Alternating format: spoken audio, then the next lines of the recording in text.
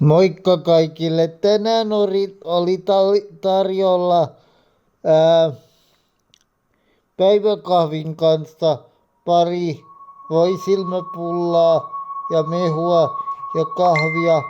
Sitten tota, ruuaksi oli kasvissosekeittoa.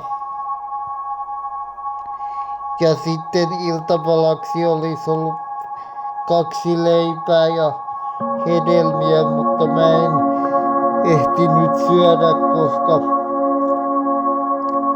kaveri kävi kylässä. Mut ei se haittaa. Moikka moi! Hyvää illanjatkoa ja viikonloppua kaikille. Moikka moi! Ootte ihania kun seuraatte mua. Moikka! Moikka!